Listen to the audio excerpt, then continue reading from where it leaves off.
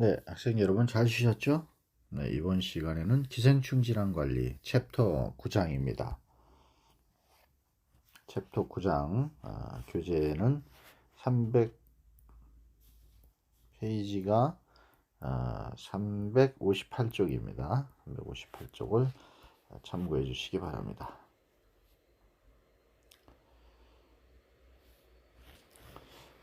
기생충의 정의를 한번 보죠. 기생충은 기생충과 숙주의 관계를 연구하는 학문이다 그랬어요. 기생충은 그 다른 생물체에 의존해서만 생명을 유지할 수 있는 게 기생충이잖아요. 우리 파라사이트라고 하는데 영화 보셨죠? 영화의 기생충. 어, 어디 남의 집에 이렇게 기생하면서 살았잖아요, 이 사람들이. 세계적인 호평을 받은 그런 영화의 제목이기도 합니다만은 이 기생충은 사람한테 주로 해를 끼치는 기생충을 갖다가 원충류라고 하고, 그 다음에 후생동물에 속하는 선충류, 또 흡충류, 또 조충류, 또 외부 기생충인 곤충류, 이렇게 분류를 합니다. 이 중에서 이제 경구 감염되는 기생충이 우리한테는 좀 중요한 기생충이죠. 수육 또는 어패류, 또 동물성 식품, 또 불완전한 그런 가열로 섭취하는 경우에는 우리가 이제 충난이나 이런 자충에 오염된 채소를 통해서 감염이 되기도 쉽고요.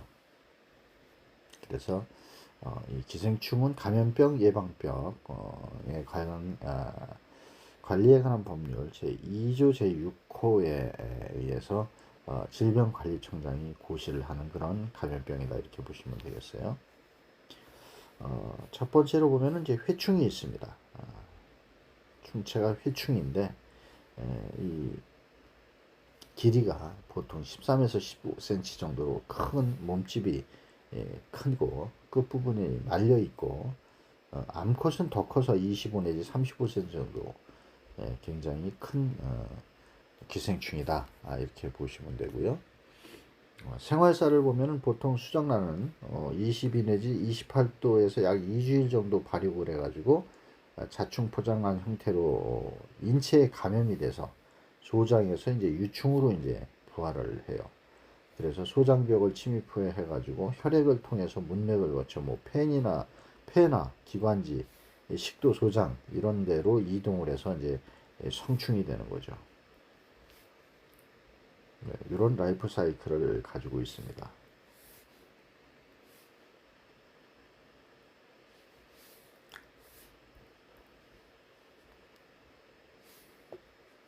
요 그림을 자세히 보시면 휘충의 그 생활사를 잠깐 보면은요, 이 유충 소장에서 부화 후에 소장벽을 타고 이제 충란부터 볼까요? 충란이 이제 대변과 함께 이제 배출이 되고, 그래서 이런 것들이 자충 포장란 인체에 감염이 또 되고, 그래가지고 자라서 심장이나 뭐 폐 이런 데를 통해서 이동을 해갖고 성충이 돼서 또 충란을 낳고, 이런 식으로 이제 우리 몸에서 생활을 한다 이렇게 보시면 되고요. 증상을 보면은 증상이 별로 없는 경우가 많죠. 그렇지만 이제 권태나 복통, 빈혈, 식욕감퇴 이런 일반적인 증상들이 나타나서 생기고요. 어린이들한테는 이제 소화 장애나 이런 것들이 이제 나타나고, 관리를 대책을 보면은 분변 관리, 정화조를 이용해서 분변을 처리하거나 분변을 비료로 사용하면은 안 좋아요. 옛날에는 여러분들은 잘 모르시겠지만 아주 옛날 얘기입니다. 40년, 50년 전 이때는 분변을 비료로 사용을 했어요. 그래서 이제 이 기생충이 상당히 많이 생겼었죠. 채소를 이제 그래서 데친다든가 채소를 세정한다든가 또 구충 교육 이런 것들을 보건 교육을 실시한다든가 이렇게 해서 이제 예방을 한다. 다음은 이제 요충증이라고 있는데, 요충증은 말 그대로 이제 요충입니다. 충체가. 요거는 속칭 이제 실거위라고도 하고, 수컷은 2 내지 5mm 정도, 암컷은 8 내지 13mm 정도, 한 1cm 정도 된다고 보는 거죠. 명주실처럼 아주 희고 가늘고, 암컷은 끝부분이 날카롭고 수컷은 둥그런 채로 이렇게 구부러져 있어요. 생활사를 보면은 맹장이나 충수돌기 결장 등에 있고, 또 외계로 배출된 충란은 이미 이제 자충을 포함하고 있기 때문에 감염력을 갖는데, 충란이 경구적으로 침입을 해서 소장에서 부활을 하고 맹장이나 결장 등에 이런 성충을 되는 이런 거예요. 그래서 항문 주위로 이게 이제 산란기가 되면 항문 주위로 이렇게 기어 나와요. 암컷이. 그래서 항문 주위를 가엾게 하거나, 또 여자 같은 경우에는 회음부 주위에 산란된 충란은 이제 드물기는 하지만 그런 데서 재감염되기도 하고 부화도 되고 막 그런단 말이에요. 증상을 보면은 맹장 부위 점막에 이제 국부적 염증을 일으키는 경우도 있고요. 특히 이제 항문 주위의 그 가려움증을, 소양증. 그래서 특히 이제 야간에 산란하러 이제 항문 주위로 기어 나와서 다니기 때문에 긁게 되죠. 그렇게 되면은 이제 세균 2차 감염도 일으키게 하고, 또 수면 부족이나 신경질적인 이런 산만해지는 그런 경우가 생기고요.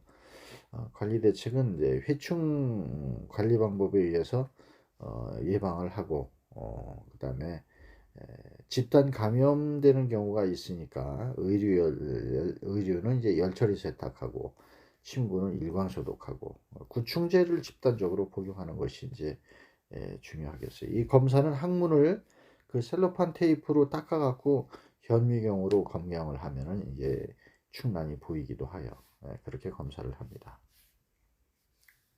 생활사도 이제 참고하시고, 편충증이라고 있어요. 편충증. 충체는 이제 편충이라고 하죠.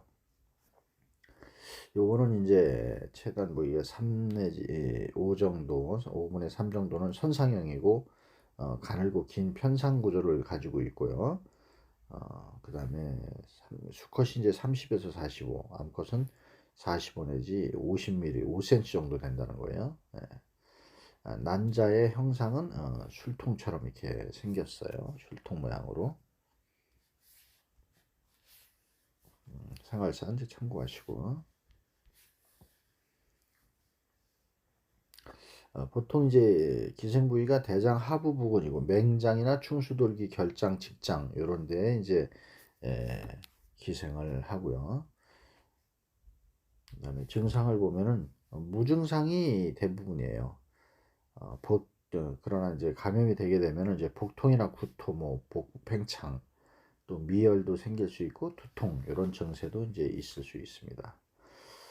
또 만성화가 되게 되면은 빈혈이나 혈변, 복통, 체중 감소 이런 원인이 되기도 하죠. 관리 대책은 이제 회충하고 비슷하게 관리를 하면 됩니다. 그다음에 이제 구충증이라고 있는데요.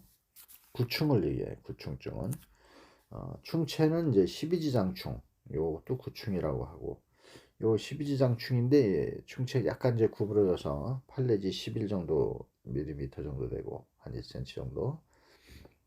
그다음에 생활사를 보면은 요것도 이제 그 소장 상부, 특히 이제 공장 상부에 기생한다 이렇게 돼 있어요. 경구 감염도 있고 경피 감염 이렇게 두 가지 경로로 인체 감염이 되고요. 생활사를 보면은 그림과 같고요. 증상은 경피 감염 때는 유충이 침입한 피부 국수에 소양감을 일으키게 하고요. 그 다음에 체독이라고 하는 피부 염증을 일으키게 해요. 그 다음에 주 증상으로는 이제 소화장애나 출혈성 또는 중독성 빈혈을 일으키게 하고요.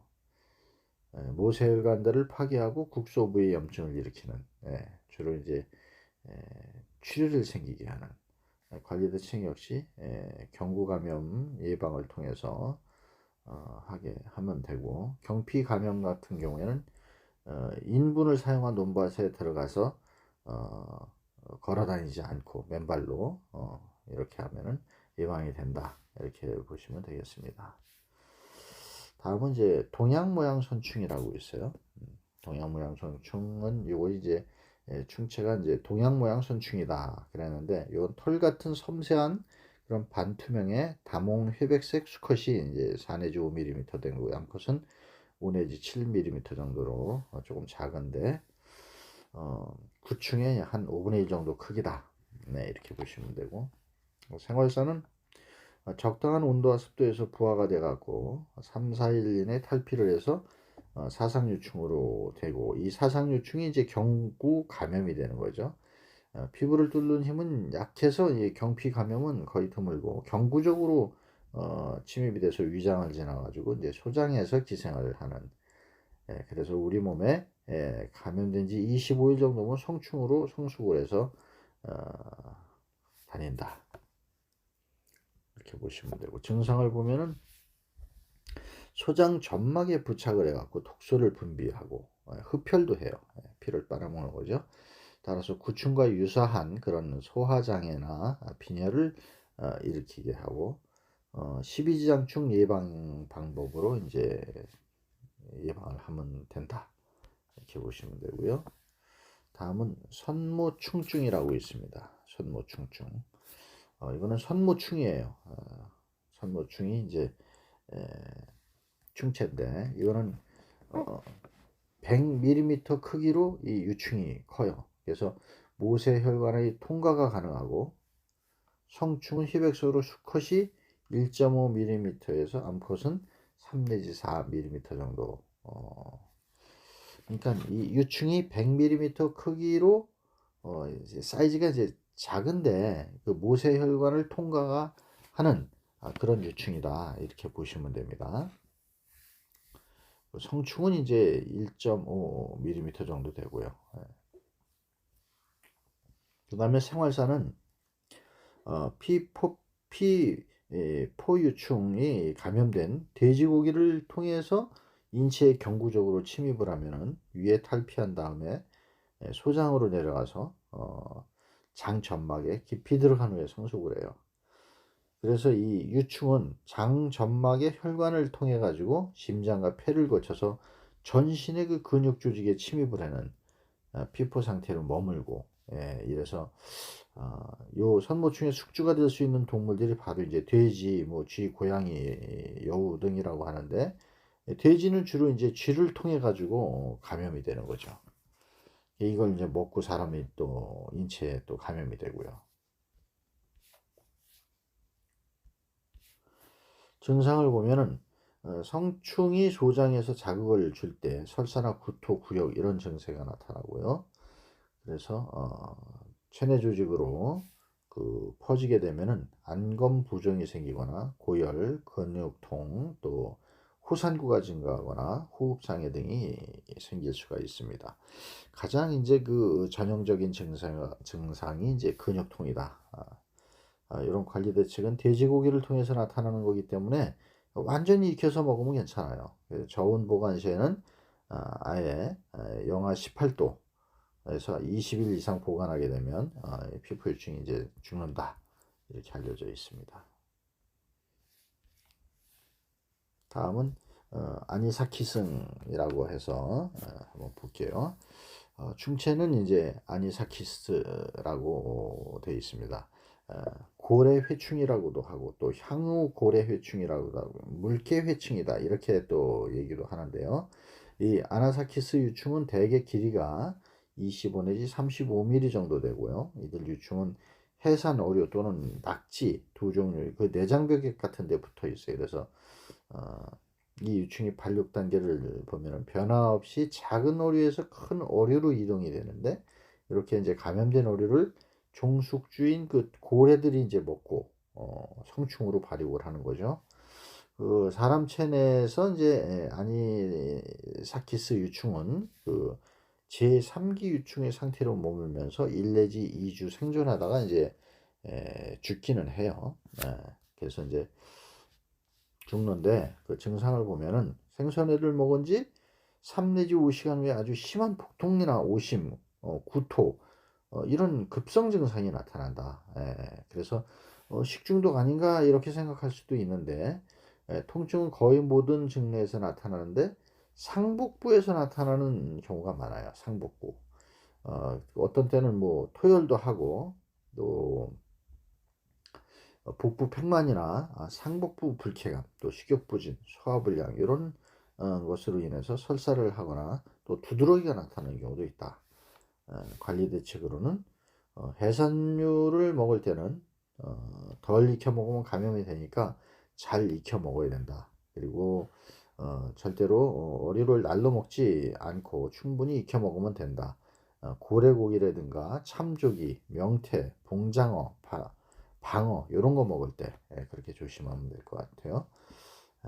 또 이 내장 같은 것들 날로 절대 먹어서는 또 안 되고요. 영하 20도에서는 이제 수시간 내에 죽는 이런 질환이라고 기생충이라고 할 수 있겠습니다.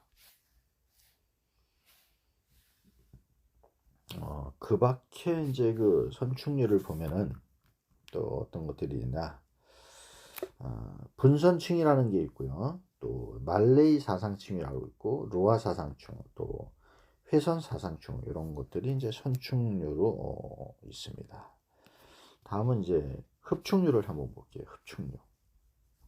기생충 중에서도 간흡충이라 있습니다. 간흡충. 담수산 어류를 생산으로 하는 지역에서 많이 유행되는 잉어과에 속하는 어류고, 또 참붕어는 피낭유충 감염률이 가장 높게 나타나는 그런 것이라고 볼 수 있습니다. 보통 이제 성충이 충난을 산란하면 간 담도를 통해서 장관을 거쳐 갖고 외계로 배출되거든요. 이때 이제 중간 숙주가 이제 외우렁이 되고, 이 외우렁을 에서 이제 탈출을 해갖고 수중에서 자유롭게 다니다가 제2 중간 숙주인 담수어, 이제 붕어나 잉어하고 접촉을 해요. 그래서 요때 이제 피낭 유충이 돼갖고 우리가 이제 회를 먹는다든가 이럴 때 이제 우리 몸으로 들어오게 되는 거죠. 증상을 보면 감염수와 감염된 숙주의 저항력이 좀 저항력에 따라서 다르지만, 보통 성충 감염 시에는 간이 비장해지고 복수가 차고 소화기 장애가 생기고 황달이나 빈혈 등이 생겨요. 이럴 때는 민물고기를 생식하지 않고 충분히 가열 섭취해서 먹으면 되고, 또 제1중간 숙주인 우렁이를 제거하고, 인분을 위생적으로 처리하고 생수 또는 양어장이 오염되지 않도록 이렇게 하면 이제 감염 관리가 된다. 그 다음에는 이제 폐흡충인데요. 폐흡충 같은 경우에는 기생 부위가 이제 폐예요. 우리 몸 폐. 산란된 충난이 객담이나 기관지, 기도를 통해서 또 외부로도 이제 나가죠. 제일 그 중간 숙자가 이제 다슬기입니다. 다슬기에 침입을 해서 다슬기 내에서 또 물로 배출이 돼가지고 제2 중간 숙주가 이제 가재라든가 게 이런 데 침입을 해서 또 아감이나 내장, 근육에 침입을 해가지고 피낭유충이 돼서 이걸 사람이 이제 섭취하게 되게 되면은 십이지장에서 탈랑을 하고, 어린 충체는 이제 장벽을 통해 가지고 복강을 거쳐 가지고 인체의 그 폐로 침입을 해서 성충으로 발육하는 이런 과정을 겪죠. 증상을 보면은 만성으로 경과하는 그 일종의 풍토병으로 주로 이제 폐에 기생을 하고 기침 및 혈담의 징후를 나타내요. 따라서 이제 폐흡충 페디스토마라고 하는데, 이 페디스토마에 걸리게 되면은 장기 조직 기생 뭐 이런 것도 하기 때문에 그냥 폐흡충증이다 이렇게 이제 부르게 됐어요. 옛날에는 페디스토마 이렇게 불렀는데, 그래서 이제 기생 부위가 뭐 흉부, 북부, 뭐 뇌부, 그다음에 전신성 이렇게 이제 여러 가지로 나누고요. 중간 숙주인 게나 가재의 생식을 좀 금하고 유행 지역에서는 물을 끓여 마시면 관리가 좀 된다. 이렇게 보시면 되겠습니다. 다음에는 요코가와 흡충인데요. 충체가 요코가와 흡충이라는 거예요. 요거는 이제 충난이 자웅동체로서 작은 흡충이에요. 흡충류. 그래서 요 흡충이 기생부위는 이제 소장이고 이런 것들이 이제 그 제일 중간 숙주는 이제 다슬기인데 거기서 이제 유형하다가 또 제일 중간 숙주인 이제 담수, 은어 같은 거 이런 데 침입을 해서 유폐포된다 이렇게 보시면 되고 증상 같으면은 다수 감염될 때 그 임상적인 증상이 나타나는데 기생부위는 공장에서 성충이 되기 전까지는 장 점막 내에 깊이 들어가 있거나 발육하면서 다시 점막 표면으로 나오기도 하고요.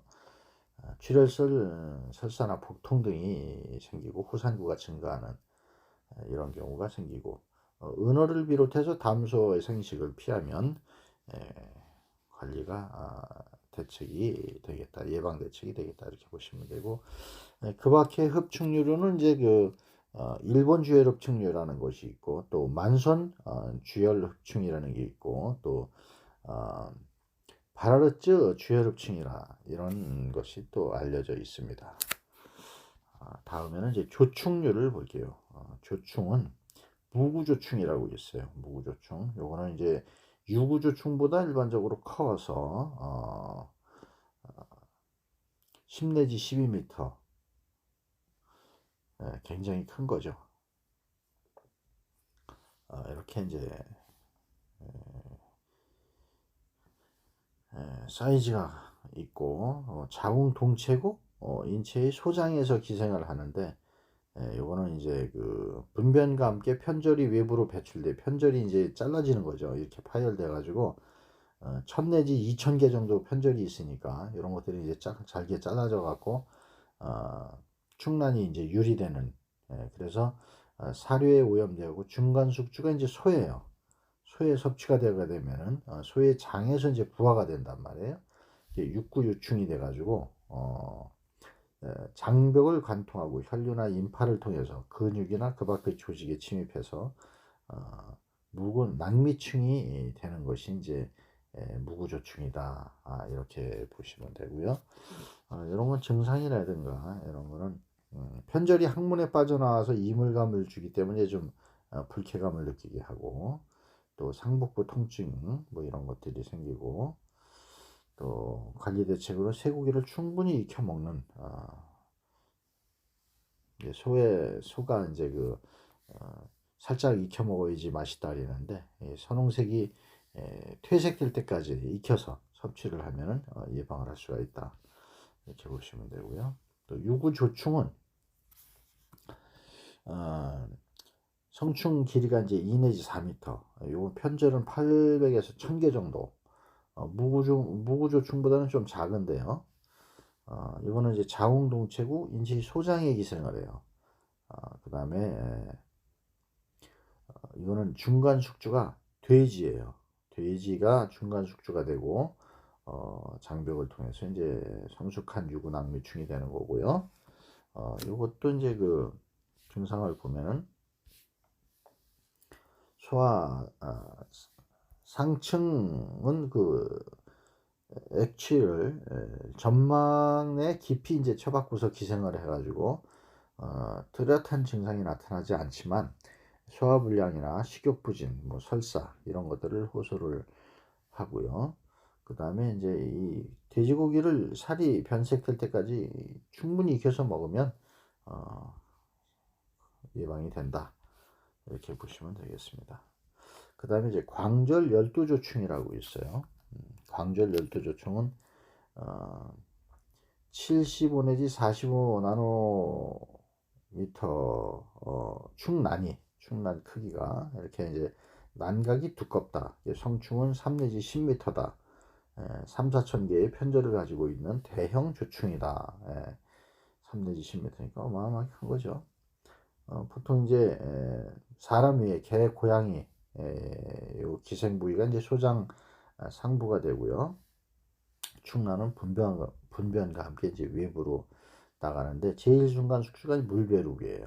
여기서 이제 제일 중간 숙주인 그 담수어, 연어, 송어 이런 데로 이제 섭취가 돼서 근조직에 있다가 이제 우리가 생식을 하게 되죠.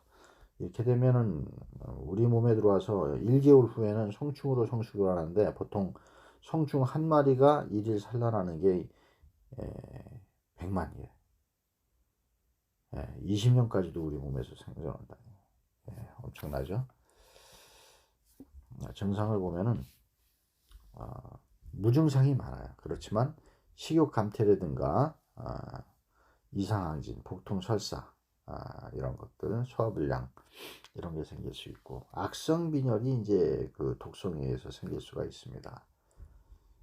관리는 중간 숙주인 송어나 연어, 민물고기를 반드시 익혀 먹어야 하겠습니다. 그 밖에 조충료는 이제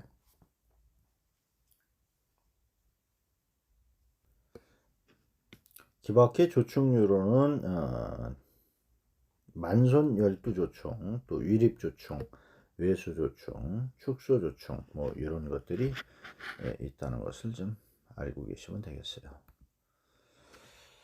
다음은 원충류를 보겠습니다. 원충류는 이지라메바. 이지라메바는 우리가 그 영향형과 포낭형 이 두 가지 생활기가 있는데 급성기 또는 아급성기에는 잘 검출되고 포낭형은 만성이고 아급성기에 아메바 증 환자나 이질 아메바 보충자에 의해서 이제 검출되기도 하죠.